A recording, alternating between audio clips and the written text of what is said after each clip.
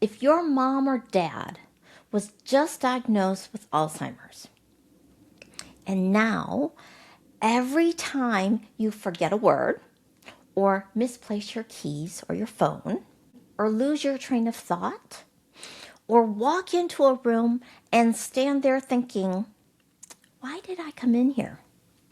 If your stomach drops because you're wondering, is this how it starts? This video is for you. Okay, first, take a deep breath. You are not crazy for being scared. Watching a parent get diagnosed with Alzheimer's can make your own brain feel suddenly suspicious, right? Like every normal moment of forgetfulness now feels like evidence, like a sign. But here's what I want you to hear right from the start. Family history is not destiny. Welcome to Happy and Healthy with Amy, the brain health podcast for women in midlife who want to not just survive, but actually thrive during the menopause transition and beyond. Well, hi there, Amy here. Thank you so much for joining me today, and welcome back to another episode of Happy and Healthy with Amy. So today, we're going to talk about something that I know is deeply, deeply personal for a lot of you. And it's personal for me too, right? Because if you just got the scary news about your mom or your dad or your grandmother or another close relative, and now you're sitting here quietly wondering what that means for you, I get it. I've been exactly where you are. And I want to help you move from that place of fear to a place of clarity and agency. Okay? So by the end of this video, you're going to understand what family history actually means for your risk. Why the menopause transition is one of the most important windows for protecting your brain. Okay? And the first 5 moves I'd make if I were starting from scratch today. Okay, so to start with, again, a parent's Alzheimer's diagnosis is not just medical news, right? It can feel like a warning shot. And suddenly you find yourself grieving what's happening to them, trying to figure out how to help, right? Trying to just be present with them. And at the same time, quietly wondering, what does this mean for me? And then comes the guilt, because your parent is the one with the diagnosis. But part of you, a part maybe you don't even want to admit, is thinking, please don't let this be me someday. Right? That doesn't make you selfish. That makes you human. And if you are peri or postmenopausal and noticing that your brain feels foggier than it used to, right? That your sleep isn't great, that you walk into rooms and forget why, that finding words you know is sometimes so elusive, that fear gets louder, right? Because suddenly everything feels like a clue. I know that feeling. My mom immigrated to the United States from Taiwan in 1962 on a full ride scholarship to Smith College, where she got her master's in chemistry. Okay, she was the first woman at Ford Motor Company to win the Henry Ford Technology Award for her work on airbags. She was brilliant. And then 10 years ago, she was diagnosed with Alzheimer's. And she actually wasn't the first in our family. My grandmother, her mom, also had Alzheimer's. So when my mom was diagnosed in 2016, right, she was 78 years old. There was this weight of it, right? 2 generations. And I remember one family trip. It was 2021. It was the first time I'd seen her in person after the pandemic shut down. So it'd been about 19 months. And I remember how stunning and heartbreaking it was, right? To witness how much this horrible disease had already taken from her. This woman who knew chemistry inside and out. And she was now having trouble finding her way back from the bathroom in a really familiar restaurant. And during that visit, I remember she looked at me and she said, "I hope I didn't give this to you." Right? She was well aware that something wasn't right with her brain. And in that moment, all I could say was, "I hope so too." And honestly, giving that answer felt so lame, right? That became a turning point for me. I stopped hoping and avoiding and started digging. Book after book, reading studies and journals, listening to podcasts, going to lectures. I wanted to understand what we actually know about Alzheimer's, about brain health, about genetics, about treatments, and about what you can actually do. And what I learned changed everything for me. Okay, so let's answer that big question first, right? The question of, if your mom or dad has Alzheimer's, are you next? The short answer is family history can increase your risk.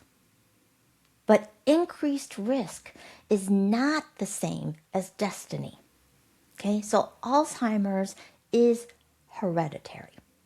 Some form of Alzheimer's, particularly the early onset form, where symptoms appear when someone's in their 40s and 50s, do have really strong genetic components.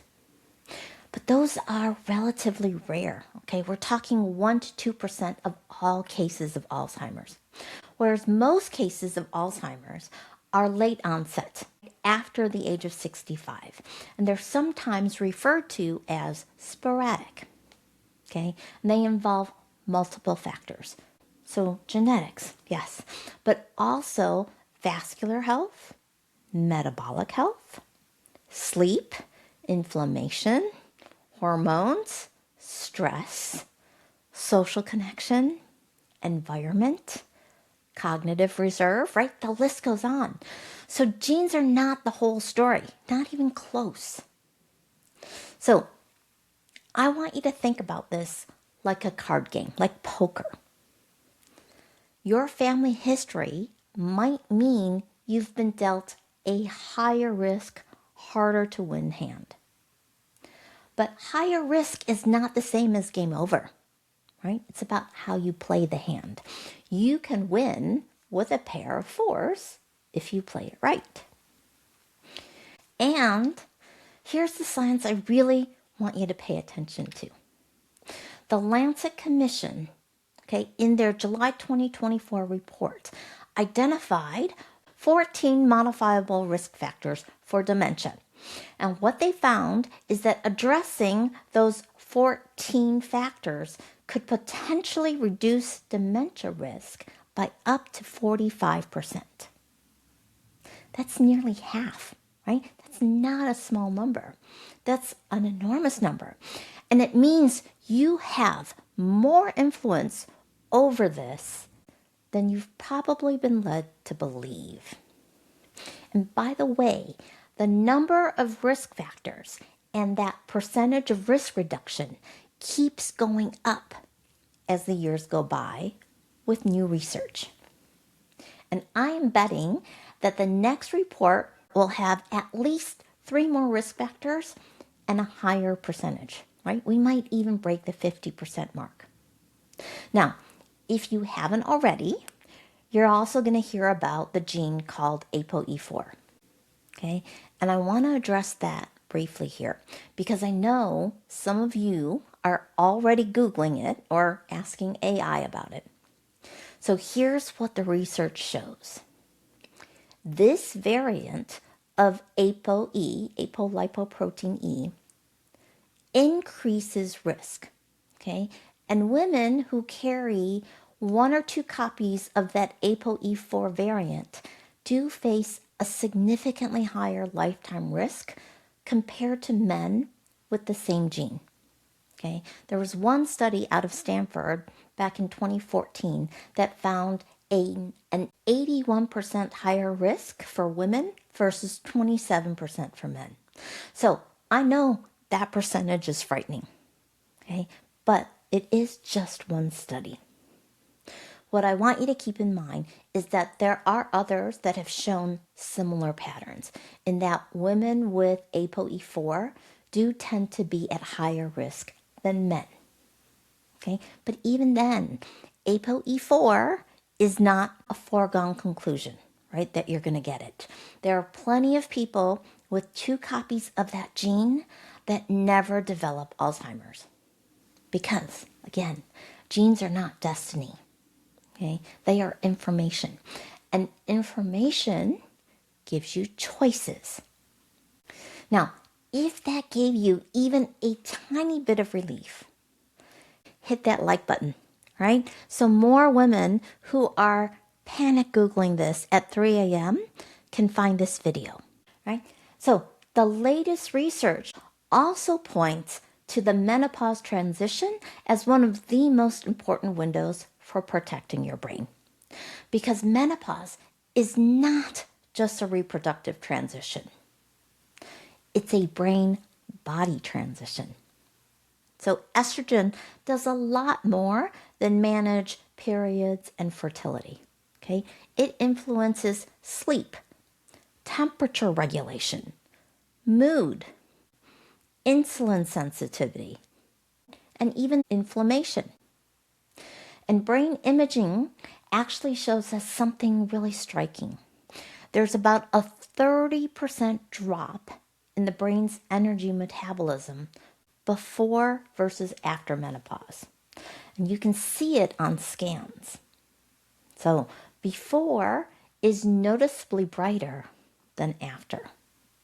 So if you're going through the menopause transition and you're struggling with sleep disturbances, or stress feels harder to shake off, right? Or your belly fat has changed, or your brain feels foggier, you are not imagining it, and you're not alone, okay? But here is a crucial distinction I need you to hear. Menopause brain fog does not mean you have dementia. Okay, it's not an early sign, but it is a signal that your brain could use more support. So I don't want you to just suck it up, buttercup. Okay, this is not your mother's menopause.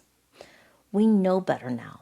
This is the time to prioritize your own self-care. Okay, it's the time to support your brain and protect it.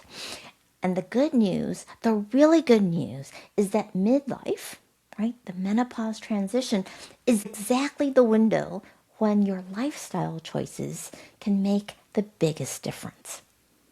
Because Alzheimer's doesn't start at diagnosis when the symptoms appear. It starts decades earlier. So with technology advances, the latest research actually shows that changes in the brain, right, the disease pathology, like the buildup of amyloid plaques and tau tangles, those are building for 10 to 20 to even 30 years before the first symptoms, right, that memory loss, appear. Which means the window for real prevention for women overlaps almost exactly with the menopause transition. Now, before you go thinking menopause is a curse, I get that narrative, but I want to help you reframe that. Menopause is not a curse. It's not the beginning of the end. It's an opportunity for renewal, for new possibilities, and again, a crucial window for prevention. Now, Here's what I see happening a lot after a parent's diagnosis. And honestly, it's what I did too at first. So you may go into avoidance mode or denial mode or not wanting to acknowledge what this means for you. Or you may be going into panic research mode, right? Googling Alzheimer's symptoms at 3 in the morning, searching ApoE4, or buying supplements, listening to 10 different podcasts, and comparing every memory lapse you have to your parents' early signs, right? Tracking every forgotten word like you're building a legal case against your own brain, right? I get it. It feels like you're doing something. It feels like action. But information without a plan, right? And too much information, conflicting information, that can easily overwhelm. And that usually ends up creating more anxiety, not more safety. So it's like you end up with 47 tabs open on your browser and you're more scared than when you started. You don't need 47 tabs open. You just need a first step. So let me give you that. If your mom or dad was just diagnosed and you're asking, what should I actually do for myself right now? Here are the first 5 places I'd start. They're not the only things, but they are the foundation. Okay, number 1, protect your sleep. Because good sleep, getting enough good sleep, is essential for your brain health. Sleep is preventative maintenance for your brain. Okay, because it's during deep sleep, which is one of the 5 stages of sleep, that your brain's glymphatic system kicks in. So your glymphatic system is essentially your brain's janitorial crew. Okay, it rinses away waste products, including the amyloid proteins associated with Alzheimer's. And every time you move through a cycle from light sleep to deep sleep to dream sleep, REM sleep, your brain is clearing out the debris and consolidating your memories. So our brains go through this cycle 4 to 5 times a night if we're getting 7 to 9 hours of sleep. Okay, so if you're struggling with sleep, here are some tips you can try incorporating into your daily routine. While you're sleeping, keep the room temperature on the cooler side, between 65 and 68 degrees. Have a consistent wake time. Make sure you get morning sunlight. Cut off caffeine in the afternoon. And skip the glass of wine with dinner. So I know this is a hard one for a lot of people, but alcohol actually messes with both deep sleep and REM sleep, even when you find that it's helping you fall asleep. Okay? And then wind down before you go to bed. So read a book or do some stretches or even a few deep breaths. And if you have symptoms of sleep apnea, right? Obstructive sleep apnea, where you're snoring and your partner is like elbowing you, please get evaluated because untreated sleep apnea is a real risk factor for both heart health and brain health. So, before you go researching brain supplements, okay, I want you to look at your sleep. Focus on that first. Number 2, stabilize your blood sugar and nourish your brain. So your brain is an energy hog. About 25% of your body's calories go straight to your brain, this 3-pound organ, okay? And if your blood sugar is on a roller coaster, your brain is most likely going for a ride on that roller coaster too. So how do we get off the roller coaster? I want you to think premium fuel for a premium car, right? So make sure you include protein at breakfast. Eat lots of fiber-rich plants. We're talking the green leafy ones, the colorful ones, all the colors of the rainbow, and the crunchy ones. Prioritize healthy fats, fewer refined carbs. And finally, if you have a tendency to skip meals and you find yourself hangry at 2 in the afternoon, I want you to make a note to check in with your body earlier, like around 10 or 11 a.m. Okay, you can put it on your calendar as a little appointment reminder and ask yourself, am I hungry? How hungry am I? See if you can tune in to what your body is telling you. Okay, this is one of the things I coach through what I call the Joyful Choices framework. Nourishing your body, trusting what it's telling you, and letting self-love be your fuel. Okay, which in practice looks like adding in nutrient-dense foods first. Okay, crowding out the less helpful stuff. So not through restriction or guilt, but from a place of love and gratitude. Number 3, move your body. So movement is one of the most powerful brain health tools we have. The finger study, the U.S. Pointer study, Dean Ornish's lifestyle trial, all of them point to movement as protective. We're talking walking, strength training, balance work, cardio. And it doesn't have to be extreme, right? Your brain is not a fitness snob, okay? A 10-minute walk after lunch, that counts. Taking the stairs instead of the elevator, that counts. Doing 10 body squats after every meeting, definitely counts. And if you're overwhelmed, I would say start with a brisk 10-minute walk, and then you can build on that, right? Number 4, train your de-stress system, your recovery system. So your parents' diagnosis is stressful because someone you love deeply is now in harm's way. And with menopause and the loss of estrogen's protective effects, stress can hit harder. And chances are no one has told you that elevated cortisol levels, chronically elevated cortisol levels, actually damage the hippocampus. This is the memory center of your brain. And it's one of the first regions affected by Alzheimer's. All right? Now, before you throw your hands up in the air and give up, I want to assure you, the goal here is not to be stress-free. Okay? I know that's not possible. And honestly, stress is part of what makes life meaningful, right? We feel stress when something we care about is at stake.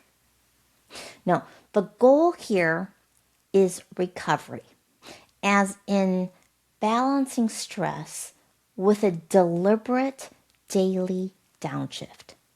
We want to activate your vagus nerve. So this could be 5 slow breaths with your hand on your heart. It can be a nice stretch with your legs up the wall. Okay? I'm talking about one thing you can do for 2 minutes a day. Okay? Or you can think of it as like a 2-minute time out that you can always do, right? Especially on your busiest, most stressful days. Okay? Again, stress is not the enemy. Short bouts of stress can actually build resilience.